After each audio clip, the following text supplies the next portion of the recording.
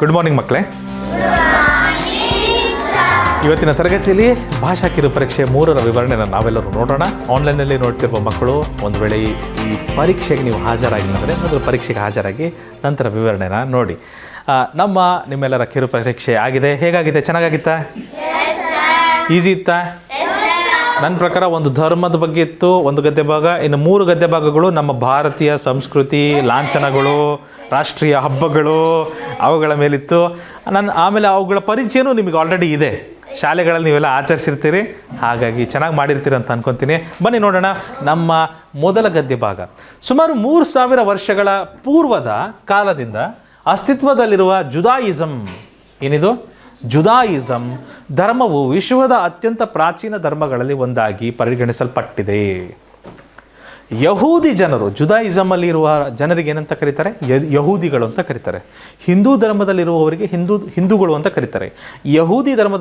ಜುದಾಯಿಸಮಲ್ಲಿ ಇರುವವರಿಗೆ ಯಹೂದಿಗಳು ಅಂತ ಕರೀತಾರೆ. ಯಹೂದಿ ಜನರು ಏಕೇಶ್ವರವಾದದಲ್ಲಿ ದೃಢ ನಂಬಿಕೆ ಇಟ್ಟು, ಏಕೇಶ್ವರ ಅಂದರೆ ಏಕ ಪರಮೇಶ್ವರ, ಏಕೇಶ್ವರ ಅಂದರೆ ಒಬ್ಬನೇ ದೇವರು ಅಂತ ಅವರು ಸಹ ಏಕೇಶ್ವರವಾದದಲ್ಲಿ ದೃಢ ನಂಬಿಕೆ ಇಟ್ಟು ತಮ್ಮ ಪರಮ ಪವಿತ್ರ ಗ್ರಂಥವಾದ ತೋರಾದ ಮಾರ್ಗದರ್ಶನವನ್ನು ಅನುಸರಿಸಿ ಜೀವನ ನಡೆಸುತ್ತಾರೆ. ತೋರಾ ಗೊತ್ತಾ? ತೋರಾ ಅನ್ನೋದೊಂದು ಗ್ರಂಥ. ಕುರಾನ್, ಬೈಬಲ್, ಝೆಂದವೆಸ್ತಾ, ತೋರಾ ಇವ್ರದ್ದೇನು ಗ್ರಂಥ? ತೋರಾ ಗ್ರಂಥ. ಸೊ ತೋರಾದ ಮಾರ್ಗದರ್ಶನವನ್ನು ಅನುಸರಿಸಿ ಜೀವನ ನಡೆಸುತ್ತಾರೆ. ಈಜಿಪ್ಟ್ ದೇಶದಿಂದ ಇಸ್ರಾಯೇಲ್ ಜನರ ವಿಮೋಚನೆಯನ್ನು ಸ್ಮರಿಸುವ ಪಾಸ್ ಓವರ್ ಮತ್ತು ಪ್ರಕಾಶದ ಉತ್ಸವವಾದ ಹನುಕ್ಕಾದಂತಹ ಪ್ರಮುಖ ಹಬ್ಬಗಳನ್ನು ಅವರು ಅತ್ಯಂತ ಶ್ರದ್ಧೆಯಿಂದ ಆಚರಿಸುತ್ತಾರೆ. ಯಾವ್ಯಾವ ಹಬ್ಬ ಆಚರಿಸ್ತಾರೆ ಅವರು? ಪಾಸ್ ಓವರ್ ಮತ್ತು ಹನುಕ್ಕಾ, ಈ ಥರದ ಹಬ್ಬಗಳನ್ನು ಅವರು ಆಚರಿಸುತ್ತಾರೆ. ಆರಾಧನೆ ನೆರವೇರಿಸಲು, ತೋರಾ ಪಾರಾಯಣ ಮಾಡಲು ಮತ್ತು ತಮ್ಮ ಧರ್ಮದ ಗಂಭೀರ ಅಧ್ಯಯನ ನಡೆಸಲು ಯಹೂದಿಗಳು ಸೆನಗಾಗ್ಗಳಲ್ಲಿ ಏಕೀಭವಿಸುತ್ತಾರೆ. ಅವರು ಸೇರುವ ದೇವಸ್ಥಾನಗಳಿರ್ತಾವಲ್ಲ, ಅದಕ್ಕೇನಂತ ಕರೀತಾರೆ? ಸೆನಗಾಗ್ಸ್ ಅಂತ ಕರೀತಾರೆ. ಕ್ರಿಶ್ಚಿಯನ್ನರ ದೇವಾಲಯಗಳಿಗೆ ಏನಂತ ಕರೀತಾರೆ?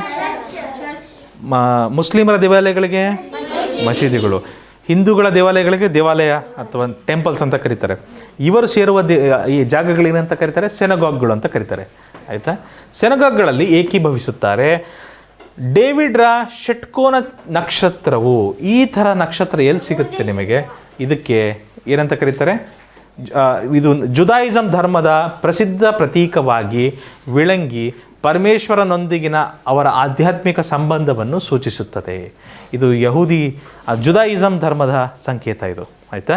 ಈ ಥರ ಸಂಕೇತ ಎಲ್ಲರೂ ನೋಡ್ತೀರ ಅಂದರೆ ಜುದಾಯಿಸಮ್ಗೆ ಸಂಬಂಧಪಟ್ಟಿದೆ ಅಂತ ಅರ್ಥ. ಈ ಯಹೂದಿಗಳು ಅಥವಾ ಜುದಾಯಿಸಮ್ ಧರ್ಮ ನಿಮಗೆ ಹೆಚ್ಚಾಗಿ ಇಸ್ರೇಲ್ ದೇಶದಲ್ಲಿ ಕಂಡುಬರ್ತದೆ. ಇಸ್ರೇಲಿಯರ ಧರ್ಮ ಇದು. ಇಸ್ರೇಲಲ್ಲಿ ಆ ಕಡೆ ಭಾಳ ಭಾಷೆಗಳು ಮಿಕ್ಸ್ ಆಗ್ತಾವಲ್ಲ. ಮಿಡಲ್ ಈಸ್ಟಲ್ಲಿ ಅರೇಬಿಕ್ ಮಾತಾಡ್ತಾರೆ.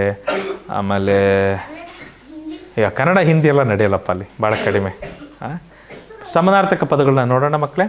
ಹಳೆಯ, ಪ್ರಾಚೀನ ಅಥವಾ ಹಳೆಯ ಎರಡು ಒಂದೇ, ನೋಡಿದ್ವಿ ಹಿಂದಿನೂ ಸಹ. ಶ್ರದ್ಧೆ,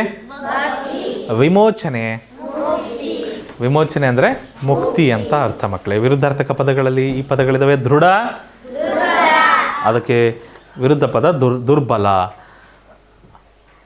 ಪ್ರಾಚೀನ, ಇದನ್ನು ಹಿಂದೆ ಒಮ್ಮೆ ನನ್ನ ಹತ್ರ ಮಾತಾಡಿದರು ಕೆಲವು ಮಕ್ಕಳು, ಸರ್ ಪ್ರಾಚೀನಕ್ಕೆ ಆಧುನಿಕ ಬರುತ್ತಾ, ಬೇರೆ ದಿನರ ಬರುತ್ತಾ ಅಂತ. ಪ್ರಾಚೀನಕ್ಕೆ ವಿರುದ್ಧ ಆಧುನಿಕ, ಪ್ರಾಚೀನಕ್ಕೆ ಸಮಾನ ಪುರಾತನ, ಪ್ರಾಚೀನಕ್ಕೆ ಸಮಾನ ಪದ ಪುರಾತನ. ಪ್ರಕಾಶ, ಅಂಧಕಾರ. ಪ್ರಕಾಶ ಅಂದರೆ ಬೆಳಕು, ಅಂಧಕಾರ ಅಂದರೆ ಕತ್ತಲು ಅಂತ ಅರ್ಥ. ಮೊದಲ ಪ್ರಶ್ನೆ ಈ ರೀತಿ ಇದೆ, ಪ್ರಾಚೀನ ಪದದ ಸಮಾನಾರ್ಥಕ ಪದ ಯಾವುದು? ಹಳೆಯ, ಬಹಳ ಹಳೆಯ ಧರ್ಮ ಅಂತ ಕೇಳ್ಪಟ್ವಿ ನಾವು, ಕರೆಕ್ಟ್. ಯಹೂದಿಗಳು ತಮ್ಮ ಡ್ಯಾಶ್ ಗ್ರಂಥವಾದ ತೋರಾದ ಮಾರ್ಗದರ್ಶನವನ್ನು ಅನುಸರಿಸುತ್ತಾರೆ. ಪರಮ ಪವಿತ್ರ ಗ್ರಂಥ, ಇದು ನಿಮಗೆ ಇಲ್ಲೇ ಸಿಗ್ತದೆ, ಇಲ್ಲಿದೆ ಅಲ್ವಾ? ಭಾಳ ಜನ ತಪ್ಪು ಮಾಡಿಬಿಟ್ಟಿದ್ದಾರೆ ಇದರಲ್ವಾ? ಒಳ ಅರ್ಥ ತಿಳ್ಕೊಂಡಿಲ್ದಂಗೆ ಅದೇ ಸಾಲನ್ನು ಹುಡ್ಕಕ್ಕೆ ಹೋಗಿದ್ದಾರೆ ಭಾಳ ಜನ. ಇದೇ ಲೈನ್ ಎಲ್ಲಾರ ಸಿಗುತ್ತಾ ಅಂತ ನೋಡಿದ್ದಾರೆ. ಯಾವ ಗ್ರಂಥ? ಡ್ಯಾಶ್ ಗ್ರಂಥ ಅಂದರೆ ಎಂಥ ಗ್ರಂಥ? ತಮ್ಮ ಪರಮ ಪವಿತ್ರ ಗ್ರಂಥವಾದ ತೋರಾದ ಮಾರ್ಗದರ್ಶನವನ್ನು ಅನುಸರಿಸಿ ಜೀವನ ನಡೆಸುತ್ತಾರೆ. ಅದನ್ನೇ ಸ್ವಲ್ಪ ಇನ್ನೊಂದು ರೀತಿಯಲ್ಲಿ ಕೇಳಿದ್ದಾರೆ. ಹೌದಾ ಇಲ್ವಾ? ತಮ್ಮ ಅನ್ನೋದು ಅಲ್ಲಿಂದಂತೂ ಇದೆ ಅಲ್ವಾ? ಇಲ್ಲಿಂದ ಎಲ್ಲ ಅದೇ ಥರ ಬಂದಿದೆ ಅಲ್ವಾ? ಎಸ್, ನೀವೇನು ಮಾಡಿಬಿಟ್ಟಿದ್ರಿ, ಯಹೂದಿಗಳು ಬಂದಿಲ್ಲ ಇಲ್ಲಿ ಅಂತ ಹುಡುಕಿದಿರಿ. ಸ್ವಲ್ಪ ಒಳ ಅರ್ಥನ ನೀವು ತಿಳ್ಕೊಂಡಿದ್ದರೆ ಇದಕ್ಕೂ ಸಹ ಸರಿಯಾದ ಉತ್ತರ ಸಿಗ್ತಿತ್ತು. ಇದು ತೋರ ಈ ಥರ ಇರ್ತದೆ, 2 ರೋಲ್ ಇರ್ತವೆ, ಪೇಪರ್ ರೋಲು, ಅದ್ರಲ್ಲಿ ಸುತ್ತಿರ್ತಾರೆ ಹಿಂಗೆ. ಓಕೆ, ಹಾಂ, ಅವಾಗೆಲ್ಲ ಬುಕ್ಸ್ ಇರಲಿಲ್ಲಪ್ಪ, ಭಾಳ ಕಷ್ಟ ಇತ್ತು ಅವಾಗ. ಜುದಾಯಿಸಮ್ ಧರ್ಮವು ಸುಮಾರು ಡ್ಯಾಶ್ ವರ್ಷಗಳ ಪೂರ್ವದ ಕಾಲದಿಂದ ಅಸ್ತಿತ್ವದಲ್ಲಿದೆ. ಇದೆ ಇಲ್ಲಿ ಫಸ್ಟ್ ಲೈನಲ್ಲೇ ಇದೆ. ಆಪ್ಷನ್ ಸಿ ಇದಕ್ಕೆ ಸರಿಯಾದ ಉತ್ತರ. ಕರೆಕ್ಟ್ ಇದೆ. ಚಿನ್ಮಯ್, ಸರಿಯಾಗಿ ಕೂತ್ಕೊಳ್ಳಿ ಪ್ಲೀಸ್. ದೃಢ ಪದದ ವಿರುದ್ಧಾರ್ಥಕ ಪದ ಯಾವುದು? ದುರ್ಬಲ. ಹೌದಲ್ವಾ? ಇವನು ಸಬಲ, ಅವನು ದುರ್ಬಲ. ಓಹ್, ಬೆಂಕೇಶ್ ಅವರ ಇವರು. ಶ್ರದ್ಧೆ ಪದದ ಸಮಾನಾರ್ಥಕ ಪದ ಯಾವುದು? ಶ್ರದ್ಧೆ ಪದದ ಸಮಾನಾರ್ಥಕ ಪದ ಭಕ್ತಿ. ಅವ್ರ ಆಧಾರ ಟೋಪಿ ಹಾಕ್ತಾರೆ. ಜುದಾಯಿ ಧರ್ಮದವ್ರ ಟೋಪಿ ಈ ಥರ ಇರ್ತದೆ. ಇಲ್ಲ, ಅವರು ಅಲ್ಲಿ ಹೋಗಿ ಮುತ್ತು ಕೊಟ್ಟು ಬರ್ತಾರೆ. ಅದಕ್ಕೆ ಅವ್ರು ಪ್ರಾರ್ಥನೆ ಸಲ್ಲಿಸೋದು ಆ ಥರ, ದೇವರಲ್ಲಿ ಪ್ರಾರ್ಥನೆ ಆ ಥರ ಸಲ್ಲಿಸ್ತಾರೆ ಅವರು. ಚವಂಗಿ ಯಾವುದ್ರಲ್ಲಿ? ಇಲ್ಲ, ಅವ್ರದ್ದು ಆ ಥರ ಇರ್ತದೆ, ಸಣ್ಣ ಟೋಪಿ ಅವ್ರದ್ದು. ಆಯಿತಾ? ಬನ್ನಿ ಮುಂದಿನ ಗದ್ಯ ಭಾಗಕ್ಕೆ ಹೋಗೋಣ ಮಕ್ಕಳೇ. ನಮ್ಮ ಭಾರತದ ಬಗ್ಗೆನೇ ಇದೆ, ಓದೋಣ ಎಲ್ಲರೂ. ಭಾರತವು ತನ್ನ ಶ್ರೀಮಂತ ಸಂಸ್ಕೃತಿ ಮತ್ತು ವೈಭವಶಾಲಿ ಪರಂಪರೆಯನ್ನು ಪ್ರತಿನಿಧಿಸುವ ಅನೇಕ ಅದ್ಭುತ ರಾಷ್ಟ್ರೀಯ ಚಿಹ್ನೆಗಳನ್ನು ಹೊಂದಿದೆ. ಭಾರತದ ರಾಷ್ಟ್ರಧ್ವಜವನ್ನು ಪವಿತ್ರ ತಿರಂಗ ಎಂದು ಗೌರವದಿಂದ ಕರೆಯಲಾಗುತ್ತದೆ. ಏನಂತ ಕರೆಯಲಾಗುತ್ತದೆ? ತಿರಂಗ. ಪವಿತ್ರ ಬರೀ ತಿರಂಗ, ಪವಿತ್ರವಾದ ತಿರಂಗ ಎಂದು ಕರೆಯಲಾಗ್ತದೆ. 3 ರಂಗ. ರಂಗ ಅಂದರೆ ಬಣ್ಣ, ರಂಗ ಅಂದರೆ ಬಣ್ಣ, ತಿರಂಗ ಅಂದರೆ 3 ಬಣ್ಣ. ಕೇಸರಿ, ಹರ್ ಘರ್ ತಿರಂಗ ಅಂತ ಒಂದು ಅಭಿಯಾನ ನಡೆಸಿದ್ರು ಕೇಂದ್ರ ಸರ್ಕಾರದವರು. 75ನೇ ವರ್ಷ ಸ್ವಾತಂತ್ರ್ಯ ದಿನಾಚರಣೆ ಇತ್ತಲ್ಲ, ಅವಾಗ ಹರ್ ಘರ್ ತಿರಂಗ ಅಂತ ಮನೆ ಮನೆಯಲ್ಲೂ ಬಾವುಟ ಹಾರಿಸ್ಬೇಕು ಅಂತ ಒಂದು ಅದು ಅಭಿಯಾನನೇ ಆಗಿತ್ತು. ಹೇಳಪ್ಪ. ರವೀಂದ್ರನಾಥ್ ಟ್ಯಾಗೋರ್. GK ಸಹ ಬರ್ತದೆ ಅದು. ಈಗ ಇದಕ್ಕೆ ನಾವು ಸೀಮಿತರಾಗೋಣ ಮಕ್ಕಳೇ, ಬೇರೆ ಬೇರೆ ಚರ್ಚೆ ಮಾಡೋಣ ನಾವು ಆಮೇಲೆ. ಹೇಳಿ. 4 ಬಣ್ಣ ಇದಾವ. ನೀಲಿ ಬಣ್ಣ ಅದನ್ನು ಒಂದು ಬಣ್ಣ ಅಂತ ನಾವು ಪರಿಗಣಿಸಲ್ಲ, ಒಟ್ಟಾರೆ 4 ಬಣ್ಣ ಆಗ್ತದೆ, ಆಯಿತಾ? ಆದರೆ ಅಶೋಕ ಚಕ್ರನ ಒಂದು ಸಂಪೂರ್ಣ ಬಣ್ಣ ಅಂತ ನಾವು ಪರಿಗಣಿಸಲ್ಲ, ಅದೊಂದು ಚಿಹ್ನೆ, ಒಳಗಡೆ ಒಂದು ಚಿಹ್ನೆ ಇದೆ ಅಷ್ಟೇ. ಇದು 3 ಸುಂದರ ಬಣ್ಣಗಳನ್ನು ಹೊಂದಿದೆ. ಇಲ್ಲಿ ನೋಡ್ರಿ, ಗದ್ಯ ಭಾಗದಲ್ಲಿ ಕೊಟ್ಟಿದ್ದಾರೆ ಕುಂದ. ಗದ್ಯ ಭಾಗದಲ್ಲಿ ಏನು ಕೊಟ್ಟಿರ್ತಾರೋ ಅದೇ ಫೈನಲ್. ಅರ್ಥ ಆಯ್ತಾ? ಧೈರ್ಯವನ್ನು ಸೂಚಿಸುವ ಕೇಸರಿ, ಶಾಂತಿಯನ್ನು ಸಂಕೇತಿಸುವ ಬಿಳಿ ಮತ್ತು ಸಮೃದ್ಧಿಯನ್ನು ಪ್ರತಿನಿಧಿಸುವ ಹಸಿರು, ಮಧ್ಯದಲ್ಲಿ ಸದಾಚಾರವನ್ನು ಸೂಚಿಸುವ ನೀಲಿ ಅಶೋಕ ಚಕ್ರವಿದೆ. ರಾಷ್ಟ್ರೀಯ ಪ್ರಾಣಿಯು ಭವ್ಯವಾದ ಬಂಗಾಳದ ಹುಲಿಯಾಗಿದ್ದು ಇದು ಅಪಾರ ಶಕ್ತಿ ಮತ್ತು ಅದಮ್ಯ ಸಾಹಸವನ್ನು ಸಂಕೇತಿಸುತ್ತದೆ.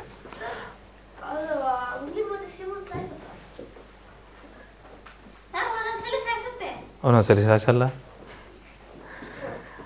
ಪ್ರಶ್ನೆ ಹುಲಿ ಗೆಲ್ಲುತ್ತಾ ಸಿಂಹ ಗೆಲ್ಲುತ್ತಾ ಅಂತಲ್ಲ, ಪ್ರಶ್ನೆ ಇರೋದು ಗದ್ಯ ಭಾಗದ ಮೇಲೆ. ನಾವು ಅದನ್ನು ಆಮೇಲೆ ಚರ್ಚೆ ಮಾಡೋಣ, ಸರಿನಾ? ಆಯಿತು. ಚಂಚಲ, ಮನೋಹರ ಗರಿಗಳಿಗೆ ಪ್ರಸಿದ್ಧವಾದ ಆಕರ್ಷಕ ನವಿಲು ರಾಷ್ಟ್ರೀಯ ಪಕ್ಷಿಯಾಗಿದೆ. ನವಿಲು ಎಷ್ಟನ್ನ ಎಲ್ಲರಿಗೂ ನೋಡೋಕ್ಕೆ? ನವಿಲುಗರಿ ಹತ್ತಿರದಿಂದ ನೋಡಿದ್ದೀರಾ? ಎಷ್ಟು ಬಣ್ಣಗಳಿರ್ತಾವೆ ನೋಡಿದ್ದೀರ ಅದರಲ್ಲಿ? ಭಾಳ ಚೆನ್ನಾಗಿರ್ತದೆ. ಆದರೆ ಆ ನವಿಲನ್ನು ಒಂದು ರೆಕ್ಕೆಗಳಿಗಾಗಿ, ನವಿಲಿನ ಗರಿಗಳಿಗಾಗಿ ನವಿಲನ್ನ ಸಾಯಿಸಬಾರ್ದು ಮಕ್ಕಳೇ. ಎಲ್ಲಾದರೂ ಅಲ್ಲಿ ಇಲ್ಲಿ ಬಿದ್ದಿರುತ್ತಲ್ಲ ಅದನ್ನು ತಗೊಬೋದು, ಬಟ್ ಅದಕ್ಕಾಗಿ ಅದನ್ನು ಸಾಯಿಸೋದು, ಸಾಕೋದು ತಪ್ಪು, ಶಿಕ್ಷಾರ್ಹ ಅಪರಾಧ. ಖಂಡಿತ ಹಿಡಿತಾರೆ.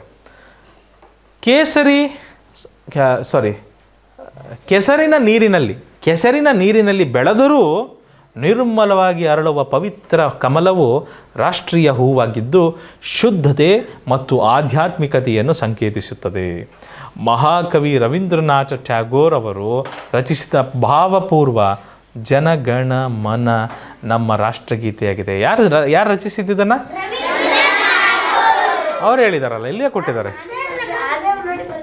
ಹಾಂ, ಅದು ಗದ್ಯ ಭಾಗದಲ್ಲೇ ಇದೆ. ರಾಷ್ಟ್ರೀಯ ಮರದ ಬಗ್ಗೆ ಗೊತ್ತಾ ಮಕ್ಕಳೇ? ಆಲದ ಮರ ಎಲ್ಲಪ್ಪ,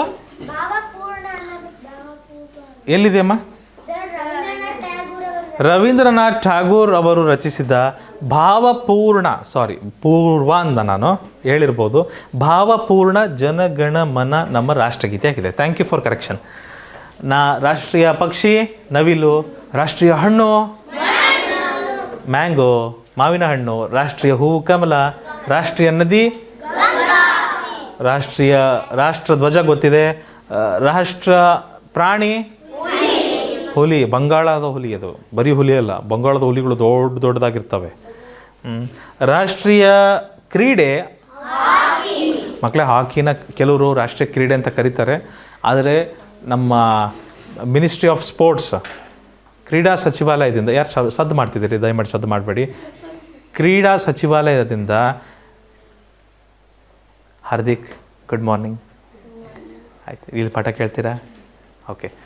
ಕ್ರೀಡಾ ಸಚಿವಾಲಯದಿಂದ ಅದಕ್ಕಿನ್ನೂ ಯಾವುದೇ ರೀತಿ ಮಾನ್ಯತೆ ಸಿಕ್ಕಿಲ್ಲ. ಆ ರೀತಿ ರಾಷ್ಟ್ರೀಯ ಕ್ರೀಡೆ ಅಂತ ಯಾರು ಇನ್ನೂ ಸರ್ಕಾರ ಇನ್ನೂ ಘೋಷಣೆ ಮಾಡಿಲ್ಲ.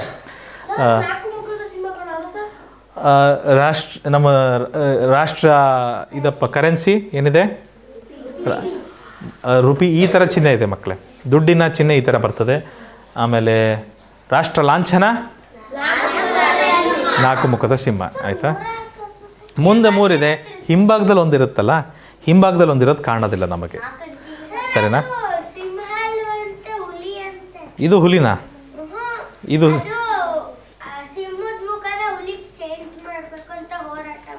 ಓಕೆ, ಚರ್ಚೆ ಆಗ್ತಾ ಇದೆ, ಏನೋ ಚರ್ಚೆ ಆಗ್ತಾ ಇದೆ. ಓಕೆ, ಸರಿ ಪುಟ್ಟ. ಸಂಭ್ರಮ್, ಪ್ರಶ್ನೆಗಳಿಗೆ ಹೋಗೋಣ.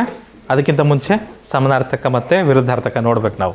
ಸಮಾನಾರ್ಥಕ ಪದಗಳಲ್ಲಿ ಅದ್ಭುತ ಅಂದರೆ ಅಸಾಧಾರಣ, ವಿಸ್ಮಯಕಾರಿ ಆ ಥರ ಇರುತ್ತಲ್ಲ, ಅದಕ್ಕೆ ಅದ್ಭುತ ಅಂತ ಕರಿತೀವಿ ನಾವು. ಶ್ರೀಮಂತ, ಅದಕ್ಕೆ ಸಮಾನಾರ್ಥಕ ಪದ ಸಮೃದ್ಧ, ಐಶ್ವರ್ಯಯುತ, ಇವೆಲ್ಲವೂ ಪದಗಳು ಬರ್ತವೆ. ಪವಿತ್ರ ಅಂದರೆ ಶುದ್ಧ, ಪರಿಶುದ್ಧ, ಪುಣ್ಯ, ನಿರ್ಮಲ, ಇವೆಲ್ಲವೂ ಪವಿತ್ರಕ್ಕೆ ಸೇರ್ತವೆ. ಭವ್ಯ, ಮಹೋತ್ತರ, ಭವ್ಯ ಅಂದರೆ ಮಹೋತ್ತರ, ಶ್ರೇಷ್ಠ, ಇದೇನಾಗ್ತದೆ ಭವ್ಯ ಅಂತ ನಾವು ಒಂದೊಂದ್ಸರಿ ಕರಿತೀವಿ, ಭವ್ಯ ಭಾರತ ಅಂತಲೂ ಕರಿತೀವಿ, ಕೇಳಿದರೆ ಶ್ರೇಷ್ಠ ಭಾರತ, ಮಹಾನ್ ಭಾರತ ಅಂತ ನಮ್ಮ ದೇಶಕ್ಕೆ ನಾವು ಆ ಥರ ಕರ್ಕೊಂತೀವಿ. ವಿರುದ್ಧಾರ್ಥಕ ಪದಗಳಲ್ಲಿ ಚಿನ್ಮಯ್, ಶುದ್ಧಕ್ಕೆ ವಿರುದ್ಧಾರ್ಥಕ ಪದ ಮಲಿನ, ಸರಿಯಾಗಿ ಕೂರ್ತೀರಾ?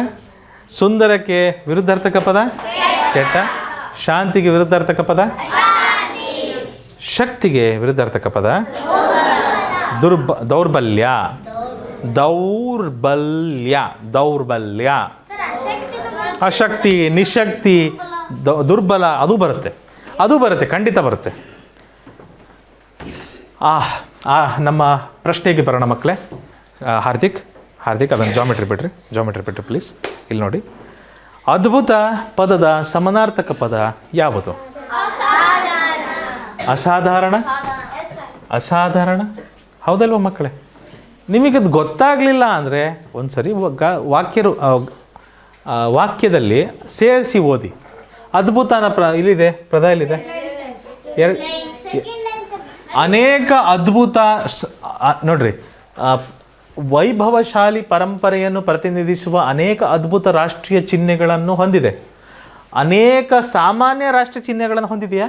ಸರಿ ಅನಿಸ್ತದ? ಅನೇಕ ಸಣ್ಣ ರಾಷ್ಟ್ರೀಯ ಚಿಹ್ನೆಗಳನ್ನು ಹೊಂದಿದೆಯಾ? ಅಥವಾ ಅನೇಕ ಕೆಟ್ಟ ರಾಷ್ಟ್ರೀಯ ಚಿಹ್ನೆಗಳನ್ನು ಹೊಂದಿದೆಯಾ?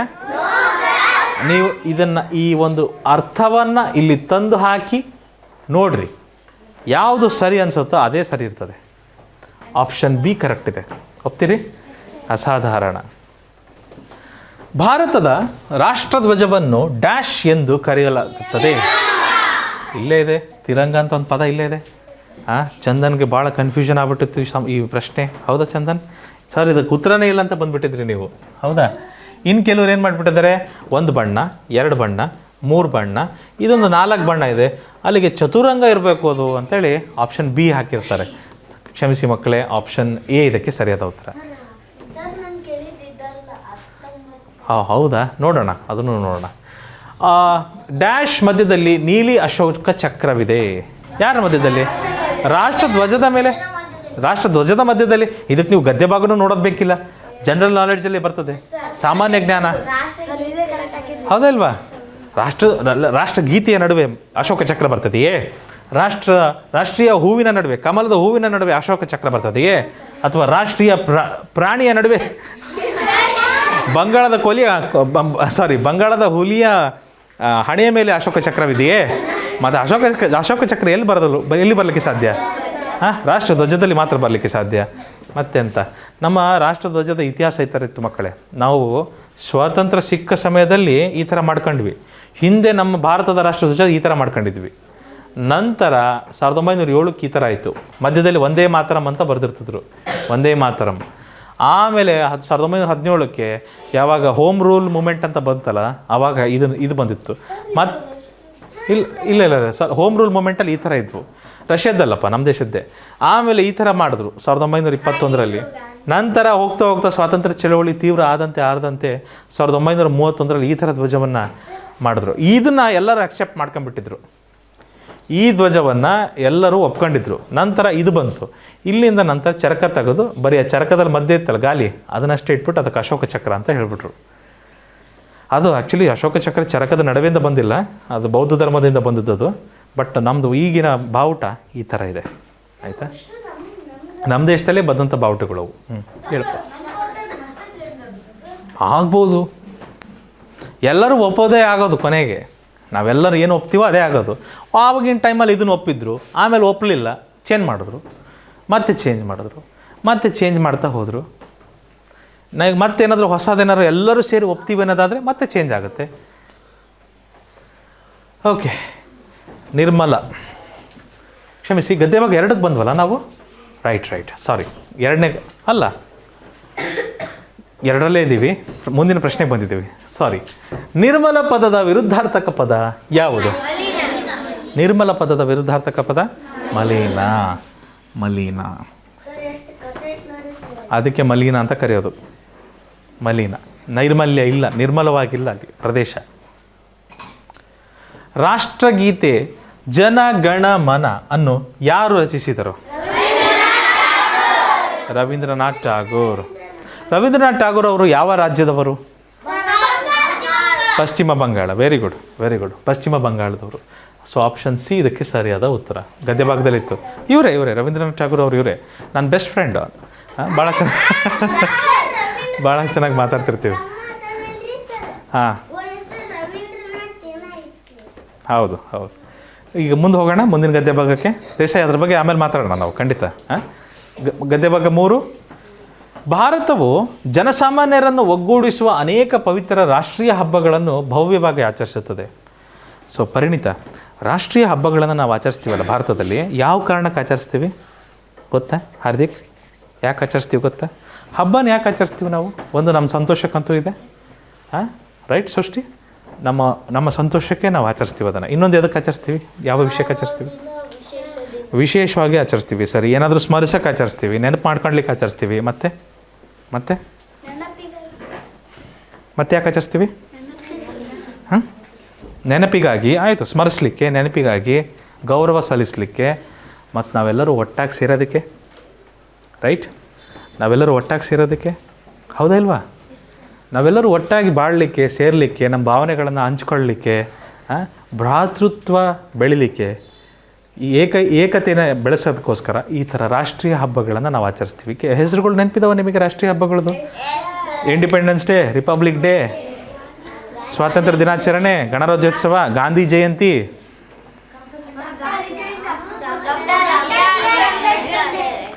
ಭಾಳಷ್ಟು ರಾಷ್ಟ್ರೀಯ ಹಬ್ಬಗಳಿದ್ದಾವೆ, ಒಂದೊಂದಾಗಿ ನೋಡೋಣ ಬನ್ನಿ. ಆಗಸ್ಟ್ 15ರಂದು ಸ್ವಾತಂತ್ರ್ಯ ದಿನವನ್ನು ಆಚರಿಸಲಾಗುತ್ತದೆ. ಇದು ಬ್ರಿಟಿಷ್ ಸಾಮ್ರಾಜ್ಯಶಾಹಿ ಆಳ್ವಿಕೆಯಿಂದ ಭಾರತದ ವಿರೋಚಿತ ಸ್ವಾತಂತ್ರ್ಯವನ್ನು ಸಂಕೇತಿಸುತ್ತದೆ. ಜನವರಿ 26ರಂದು ಗಣರಾಜ್ಯೋತ್ಸವವನ್ನು ಆಚರಿಸಲಾಗುತ್ತದೆ. ಇದು ಭಾರತೀಯ ಸಂವಿಧಾನದ ಪವಿತ್ರ ಅಂಗೀಕಾರವನ್ನು ಸ್ಮರಿಸುತ್ತದೆ. ಚಂದನ್, ನಿನಗೆ ಬೇಕಾದ ಉತ್ತರ ಈ ಸಾಲಲ್ಲಿದೆ, ಆಯಿತಾ? ಅಕ್ಟೋಬರ್ 2ರಂದು ರಾಷ್ಟ್ರಪಿತ ಮಹಾತ್ಮ ಗಾಂಧಿಯವರ ಪುಣ್ಯ ಜನ್ಮದಿನವನ್ನು ಗಾಂಧಿ ಜಯಂತಿಯಾಗಿ ಭಕ್ತಿಪೂರ್ವಕವಾಗಿ ಆಚರಿಸಲಾಗುತ್ತದೆ. ಈ ಪುಣ್ಯ ಹಬ್ಬಗಳನ್ನು ವೈಭವಯುತ ಮೆರವಣಿಗೆಗಳು, ಗೌರವಾನ್ವಿತ ಧ್ವಜಾರೋಹಣ ಮತ್ತು ವಿವಿಧ ಸಾಂಸ್ಕೃತಿಕ ಕಾರ್ಯಕ್ರಮಗಳೊಂದಿಗೆ ಉತ್ಸಾಹದಿಂದ ಆಚರಿಸಲಾಗುತ್ತದೆ. ಇವು ನಮ್ಮ ಪ್ರೀತಿಯ ಮಾತೃಭೂಮಿಯಲ್ಲಿ ಏಕತೆ ಮತ್ತು ದೇಶಭಕ್ತಿಯ ಅಮೂಲ್ಯ ಮಹತ್ವವನ್ನು ನಮಗೆ ಸ್ಮರಣೆಗೆ ತರುತ್ತದೆ ಅಂದರೆ ನೆನಪಿಗೆ ತರುತ್ತದೆ. ರಾಷ್ಟ್ರೀಯ ಹಬ್ಬಗಳನ್ನು ನಾವು ಆಚರಿಸೋದು ಯಾಕಂದರೆ ಮಕ್ಕಳೇ, ಸ್ವಾತಂತ್ರ್ಯ ಸಂಗ್ರಾಮದಲ್ಲಿ ಎಷ್ಟೋ ಜನ ನಮಗೋಸ್ಕರ ನೀವು ಇಷ್ಟು ಆರಾಮಾಗಿ ಕುಂತು ಪಾಠ ಕೇಳಬೇಕು ಮಾಡಬೇಕು ಅಂದರೆ ಸಾಧ್ಯವಾಗಿದ್ದೆ ಅವರೆಲ್ಲರೂ ಅವ್ರು ಮಾಡಿದ ಬಲಿದಾನದಿಂದ. ಎಷ್ಟೋ ಜನ ಸತ್ತೋಗಿದ್ದಾರೆ ನಮಗೋಸ್ಕರ. ಹೆಸರುಗಳೇ ನೆನಪಿಲ್ಲ ನಮಗೆ, ಅಷ್ಟೊಂದು ಜನ ಇದ್ದಾರೆ. ನಾವು ಹೆಸರು ನೆನಪಿಟ್ಟಿರೋದು ಗಾಂಧೀಜಿ, ಸುಭಾಷ್ ಚಂದ್ರ ಬೋಸು, ಭಗತ್ ಸಿಂಗು, ರಾಜ್ಗುರು, ಸುಖದೇವು, ಅಂಬೇಡ್ಕರು, ಜವಾಹರ್ಲಾಲ್ ನೆಹರು. ಇದು ಬೆರಳು ಎಣಿಕೆಯಲ್ಲಿ ನಾವು ಸ್ವಲ್ಪ ಜನನ ನೆನ್ಪಿಟ್ಕೊಂಡಿದ್ದೀವಿ ಅಷ್ಟೇ. ಸಾವಿರ ಜನ ಹೋಗಿದ್ದಾರೆ. ಭಾಳಷ್ಟು ಜನಗಳ ಹೆಸರೇ ಸಿಕ್ಕಿಲ್ಲ. ಅಷ್ಟೊಂದು ಜನ ನಮಗೋಸ್ಕರ ಈ ಸ್ವಾತಂತ್ರ್ಯ ಚಳುವಳಿಯಲ್ಲಿ, ಸ್ವಾತಂತ್ರ್ಯ ಸಂಗ್ರಾಮದಲ್ಲಿ ಸ್ವಾತಂತ್ರ್ಯಕ್ಕೋಸ್ಕರ ಬಲಿದಾನವನ್ನು, ತ್ಯಾಗವನ್ನು ಮಾಡಿದ್ದಾರೆ. ಸೊ ಅವರೆಲ್ಲರ ತ್ಯಾಗ ಬಲಿದಾನವನ್ನು ಸ್ಮರಿಸುವ ದಿನಗಳಂದರೆ ಈ ನಮ್ಮ ರಾಷ್ಟ್ರೀಯ ಹಬ್ಬಗಳು. ಸರಿನಾ? ಬನ್ನಿ ಮಕ್ಕಳೇ, ಪ್ರಶ್ನೆಗೆ ಹೋಗೋಣ. ಪ್ರಶ್ನೆಗಿಂತ ಮುಂಚೆ ಸಮಾನಾರ್ಥಕ ಪದಗಳು ಈ ರೀತಿ ಇದ್ದಾವೆ. ಸಂಕೇತಿಸು ಅಂದರೆ ಸೂಚಿಸು, ಸ್ಮರಿಸು ಅಂದರೆ ನೆನಪು. ಈ ಸ್ಮರಣೆ, ನೆನಪು, ಸ್ಮರಿಸು, ನೆನಪಿಸಿಕೊಳ್ಳು ಬಂದಿತ್ತು ಹಿಂದಿನೊಮ್ಮೆ ಬಂದಿದೆ, ನೆನಪಿದೆ ಸೃಷ್ಟಿ, ರೈಟ್?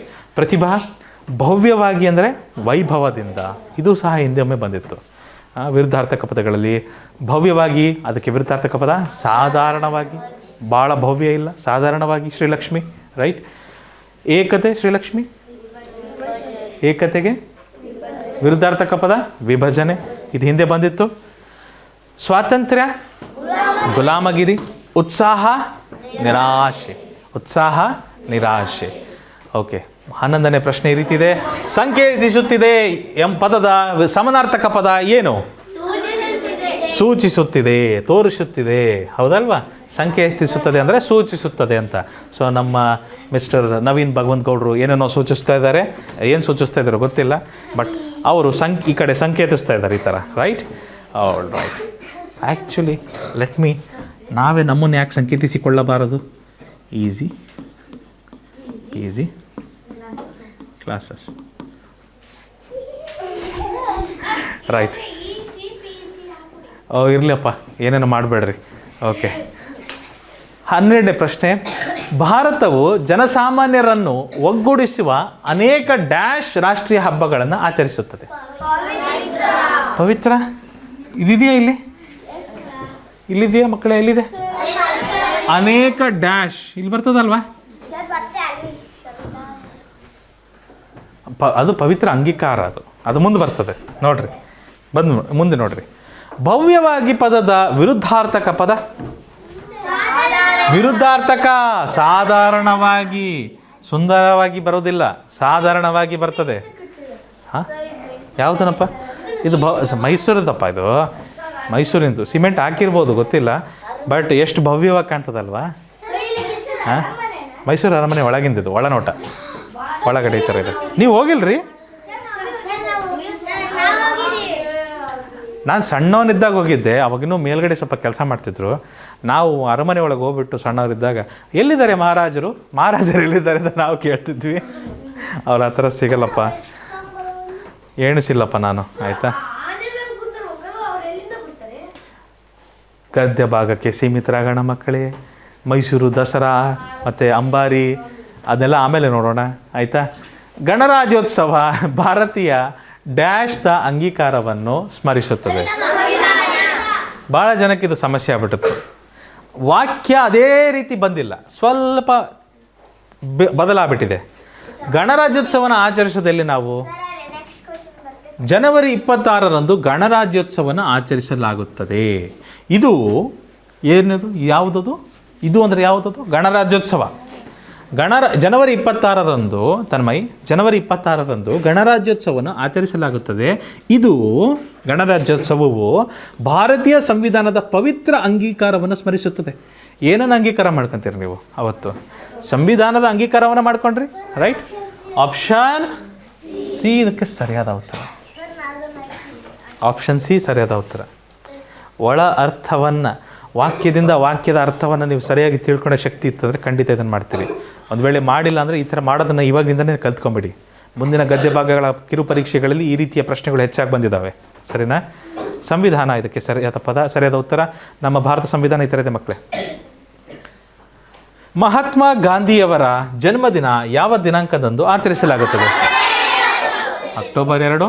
ರಾಷ್ಟ್ರಪಿತ ಮಹಾತ್ಮ ಗಾಂಧಿಯವರ ಮುಂದೆ ಹಿಂದೆಂದನೂ ಗೊತ್ತಿದೆ ಅಲ್ವಾ?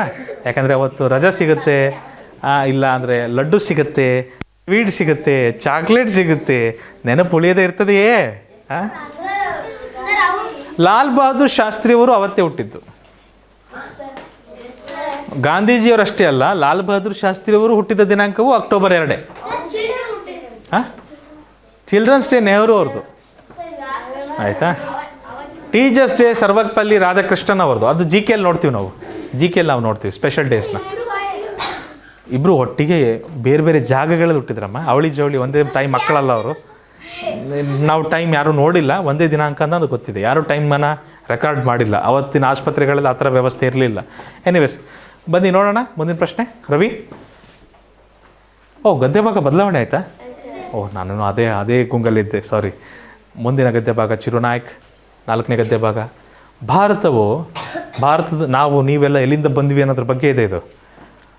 ಭಾರತವು ಅತ್ಯಂತ ಸಮೃದ್ಧ ಮತ್ತು ಅತಿ ಪ್ರಾಚೀನ ಇತಿಹಾಸವನ್ನು ಹೊಂದಿದ್ದು, ವಿಶ್ವದ ಅತ್ಯಂತ ಪುರಾತನ ನಾಗರಿಕತೆಗಳಲ್ಲಿ ಒಂದಾದ ಸಿಂಧೂ ಕಣಿವೆ ನಾಗರಿಕತೆಯು ಸ.ಶ.ಪೂ 2000 ಕ್ರಿಸ್ತಪೂರ್ವ 2500ರ ಸುಮಾರಿಗೆ ಅರಳಿತು. Very good. ಏನಪ್ಪ ಹೇಳ್ರಿ, ನೀವು ಹೇಳ್ರಿ ಏನದು? ಸ.ಶ.ಪೂ ಅಂದರೆ ಸಾಮಾನ್ಯ ಶಕ ಪೂರ್ವ ಅಂತ ಅದರ ಅರ್ಥ. ಅದು ಅಷ್ಟು ಉದ್ದ ಬರೆಯೋ ಬದಲು ಅದನ್ನೇನು ಮಾಡಿದರೆ ಸಾಮಾನ್ಯ ಶಕ ಪೂರ್ವ ಅಂತ ಬರ್ತಿದ್ದಾರೆ. ನಾವು ಬಳಸೋದು ಶಕ ಕ್ಯಾಲೆಂಡರು, ಭಾರತದವ್ರು ಬಳಸುವ ಕ್ಯಾಲೆಂಡ್ರೇ ಬೇರೆ, ಶಕ ಕ್ಯಾಲೆಂಡರ್ ಅಂತ ಬರ್ತದೆ, ಆಯಿತಾ? ಸಾಮಾನ್ಯ ಶಕ ಪೂರ್ವ 2500ರ ಸುಮಾರಿಗೆ ಅರಳಿತು. ಇದಾದ ನಂತರ ಮೌರ್ಯ ಮತ್ತು ಗುಪ್ತರ ಮಹಾನ್ ಸಾಮ್ರಾಜ್ಯಗಳು ಪ್ರವರ್ಧಮಾನಕ್ಕೆ ಬಂದು ಕಲೆ, ವಿಜ್ಞಾನ ಮತ್ತು ಸಾಹಿತ್ಯದ ಕ್ಷೇತ್ರದಲ್ಲಿ ಕಲೆ, ವಿಜ್ಞಾನ ಮತ್ತು ಸಾಹಿತ್ಯದ ಕ್ಷೇತ್ರದಲ್ಲಿ ಅಪಾರ ಕೊಡುಗೆಗಳನ್ನು ನೀಡಿದವು. 16ನೇ ಶತಮಾನದಲ್ಲಿ ಪ್ರತಿಷ್ಠಾಪಿತವಾದ ಮೊಘಲ್ ಸಾಮ್ರಾಜ್ಯವು ತಾಜ್ ಮಹಲ್ ಅಂತಹ ಅಭೂತಪೂರ್ವ ವಾಸ್ತುಶಿಲ್ಪದ ಶೈಲಿಯನ್ನು ಪರಿಚಯಿಸಿತು. ತಾಜ್ ಮಹಲ್ ಕಟ್ಟಿದಂತಹ ಸಾಮ್ರಾಜ್ಯ ಯಾವುದು? ಮೊಘಲ್ ಸಾಮ್ರಾಜ್ಯ. 20ನೇ ಶತಮಾನದಲ್ಲಿ ಭಾರತವು ಮಹಾತ್ಮ ಗಾಂಧಿಯವರಂತಹ ವೀರ ನಾಯಕರ ನೇತೃತ್ವದಲ್ಲಿ ಬ್ರಿಟಿಷ್ ಆಧಿಪತ್ಯದ ವಿರುದ್ಧ ಸೀಮೆಯಿಂದೇ ಹೋರಾಟ ನಡೆಸಿ 1947ರಲ್ಲಿ ಸ್ವಾತಂತ್ರ್ಯವನ್ನು ಸಾಧಿಸಿತು ಅಂತ ಹೇಳಿದ್ದಾರೆ. ಮಕ್ಕಳೇ, ನಾವೆಲ್ಲರೂ ಬಂದದ್ದು ಈ ಸಿಂಧು ನಾಗರಿಕತೆಯಿಂದ. ಸಿಂಧು ನಾಗರಿಕತೆ ನಡೆದದ್ದು ಮಕ್ಕಳು ಈ ಭಾಗದಲ್ಲಿತ್ತು ಸಿಂಧು ನಾಗರಿಕತೆ. ಇತಿಹಾಸ ಇದುವರೆಗೂ ನಾವು ಓದಿದ್ದು ಈ ಥರ ಇತ್ತು. ಈಗ ಇತ್ತೀಚೆಗೆ ಹೊಸದೊಂದು ಇತಿಹಾಸ ಸೃಷ್ಟಿಯಾಗ್ತಾ ಇದೆ. ಕೀಲಡಿ ಅಂತ ಒಂದು ಜಾಗ ಇದೆ. ಅಲ್ಲಿ ಉತ್ಖನನ ನಡೀತಾ ಇದೆ ತಮಿಳ್ನಾಡಲ್ಲಿ ಕೀಲಡಿ ಅಂತ ಒಂದು ಜಾಗದಲ್ಲಿ ಉತ್ಖನನ ನಡೀತಾ ಇದೆ. ಅಲ್ಲಿ ಆ ಉತ್ಖನನದ ಇದಿದೆಯಲ್ಲ, ಇದು ಇಸವಿಗಳು ಸುಮಾರು 2800 ವರ್ಷಕ್ಕೂ ಹಳೆಯ ಒಂದು ಇತಿಹಾಸ ತೋರಿಸ್ತಾ ಇದೆ. ನಮಗೆ ಇದುವರೆಗೂ ಏನು ಹೇಳ್ಕೊಡ್ತಾ ಇದ್ರು ಅಂದರೆ, ಆರ್ಯರಿಂದ ನಾವು ಇಲ್ಲಿಂದ ಜನ ಹಿಂಗೆ ಬಂದರು, ಈ ಕಡೆ ಬಂದುಬಿಟ್ರು, ಈ ಕಡೆ ಬಂದು ಭಾರತದಲ್ಲೆಲ್ಲ ವಾಸ ಮಾಡೋಕ್ಕೆ ಶುರು ಮಾಡಿದ್ರು ಅಂತ ಹೇಳ್ತಾ ಇದ್ದಾರೆ. ಆದರೆ ಕೀಲಡಿಯಲ್ಲಿ ಅವ್ರಿಗಿಂತಲೂ ಮುಂಚೆ ಜನ ಭಾಳಷ್ಟು ಸಂಪದ್ಭರಿತವಾಗಿ ಬದುಕ್ತಿದ್ದು ಇವಾಗ ನಮಗೆ ಅದರ ದಾಖಲೆಗಳು ಸಿಗ್ತಾ ಇದ್ದಾವೆ. ಭೂಮಿಯಿಂದ ಅಗಿತಾ ಇದ್ದಾರೆ, ಅಗದಷ್ಟು ಸಿಗ್ತಾ ಇದ್ದಾವೆ. ಇದುವರೆಗೂ 1% ಆಗದಿದ್ದಾರೆ ಅಷ್ಟೇ. 1% ಆಗದಕ್ಕೆ ಭಾಳಷ್ಟು ವಿಷಯಗಳು ಆಲ್ರೆಡಿ ಗೋಚರಿಸಿದ್ದಾವೆ. ಇನ್ನು 100% ಆಗಿದ್ರೆ ಇನ್ನು ಎಷ್ಟು ವಿಷಯಗಳು ಗೊತ್ತಾಗ್ತಾವೋ ಗೊತ್ತಿಲ್ಲ.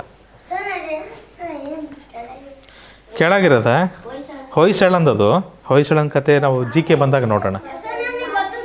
ಇರಲಿ ನೋಡಿ, ಈಗ ನಾವು ಆದಷ್ಟು ಗದ್ಯ ಭಾಗಕ್ಕೆ ಸೀಮಿತರಾಗೋಣ ಮಕ್ಕಳೇ, ಆಯಿತಾ? ಗದ್ಯ ಭಾಗ ಮತ್ತು ಗದ್ಯ ಭಾಗದಲ್ಲಿ ಏನೇನು ಪ್ರಶ್ನೆಗಳು ಬಂದಿದ್ದಾವೆ ಅದನ್ನು ನೋಡೋಣ. ತರಗತಿ ಮುಗಿದ್ಮೇಲೆ ನೀವು ಚರ್ಚೆ ಮಾಡೋಣ, ಆಯಿತಾ? ಮುಂದಿನ ಪ್ರಶ್ನೆಗಿಂತ ಮುಂಚೆ ವ್ಯಾಕರಣ. ಕಣಿವೆ ಅಂದರೆ ಏನು ಮಕ್ಕಳೇ? ತಗ್ಗು ಪ್ರದೇಶ ಅಂತ ಅರ್ಥ. ಪ್ರತಿಷ್ಠಾಪಿತ ಪ್ರತಿಷ್ಠಾಪಿತ ಅಂದರೆ ಸ್ಥಾಪಿತ. ಅಭೂತಪೂರ್ವ ಅಂದರೆ ಅಪೂರ್ವ, ಅಪೂರ್ವ ಅಂತ ಅರ್ಥ. ಸೀಮೆ ಅಂದರೆ ದೇಶ, ಬಯಲು ಸೀಮೆ ಕೇಳಿದಿರಾ? ಸೀಮೆ ಅಂದರೆ ಪ್ರದೇಶ, ದೇಶ. ಆಮೇಲೆ ನೇತೃತ್ವ, ನಾಯಕತ್ವ. ನೇತೃತ್ವ ಅಂದರೆ ಅದಕ್ಕೆ ಸಮಾನಾರ್ಥಕ ಪದ ನಾಯಕತ್ವ. ವಿರುದ್ಧಾರ್ಥಕ ಪದಗಳನ್ನ ನೋಡೋಣ. ವಿರುದ್ಧಾರ್ಥಕ ಪದಗಳು ಮಕ್ಕಳ ಈ ರೀತಿ ಬರಬೇಕಿತ್ತು. ರೈಟ್. ನಾಗರಿಕ, ಅನಾಗರಿಕ. ಸಮೃದ್ಧ, ದರಿದ್ರ. ಸಮುದ್ರ ಅಲ್ಲ, ಸಮೃದ್ಧ ಅಲ್ಲ, ಅದು ದರಿದ್ರ. ಅಧಿಪತ್ಯ, ಅಧೀನತೆ. ಅಧಿಪತ್ಯ, ಅಧೀನತೆ. ಅಪಾರ, ಅಪಾರ ಅಂದ್ರೇನು? ಅಗಾಧ. ಹಿಂದೆ ಒಮ್ಮೆ ನೋಡಿದ್ವಿ, ಅಗಾಧ. ಅಪಾರ ಅಂದರೆ ಜಾಸ್ತಿ ಅಂತ ಅರ್ಥ. ಅಲ್ಪ ಅಂದರೆ ಸ್ವಲ್ಪ ಅಂತ. ವೀರ, ವೀರಗೆ ವಿರುದ್ಧ ಪದ ಹೇಡಿ. ಬನ್ನಿ ಮಕ್ಕಳೇ, ಪ್ರಶ್ನೆಗಳಿಗೆ ಹೋಗೋಣ. ಸಮೃದ್ಧ ಪದದ ಸಮಾನಾರ್ಥಕ ಪದ ಯಾವುದು? ಶ್ರೀಮಂತ. ಈ ಹಿಂದೆನೂ ಸಹ ನೋಡಿದ್ವಿ ನಾವು. ಆಪ್ಷನ್ ಎ ಕರೆಕ್ಟು, ಶ್ರೀಮಂತ. ನಾವು ಸಮಾನಾರ್ಥಕ ಓದ್ತಾ ಇರೋದು. ವಿರುದ್ಧಾರ್ಥಕ ಆದರೆ ದರಿದ್ರ ಆಗ್ತಿತ್ತು, ಸಮಾನಾರ್ಥಕ ಏನಾಗ್ತದೆ? ಶ್ರೀಮಂತ ಆಗ್ತದೆ. ಓಕೆ.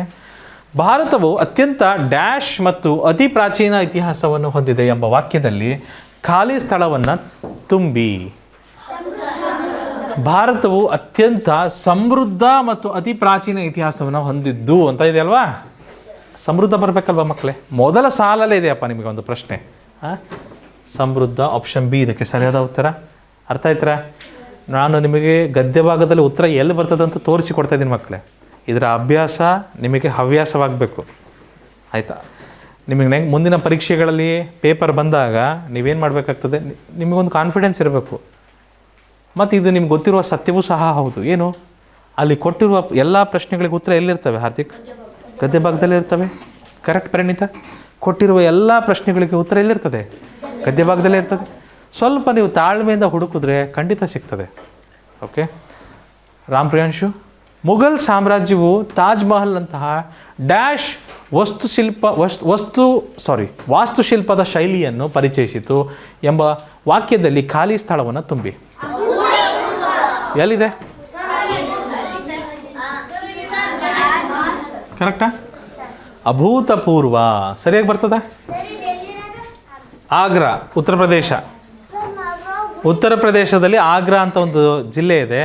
ಆ ಜಿಲ್ಲೆಯಲ್ಲಿ ಈ ತಾಜ್ ಮಹಲ್ ಎಂಬ ಒಂದು ಸುಂದರ ಸ್ಮಾರಕ ಇದೆ, ಆಯಿತಾ? ಅದರೊಳಗೆ ಇದು ಸಮಾಧಿ, ಮಮತಾಜ್ ಮಹಲ್ನ ಸಮಾಧಿ. ಇದು ಸಮಾಧಿ ಮೇಲೆ ಕಟ್ಟಿರೋ ಗೋರಿ ಅದು. ಅಲ್ಲೇನು ಇದು ಮನೋರಂಜನೆ ನಡೆಯುವಂಥ ಪ್ರದೇಶ ಅಂತೂ ಅಲ್ಲ ಅದು, ಬಟ್ ಅದು ಭಾಳ ಸುಂದರವಾಗಿ ಕಟ್ಟಿದ್ದಾರೆ. ಪ್ರಪಂಚದ 7 ಅದ್ಭುತಗಳಲ್ಲಿ ಇದನ್ನೂ ಒಂದಾಗಿ ಪರಿಗಣಿಸಿದ್ದಾರೆ, ಆಯಿತಾ?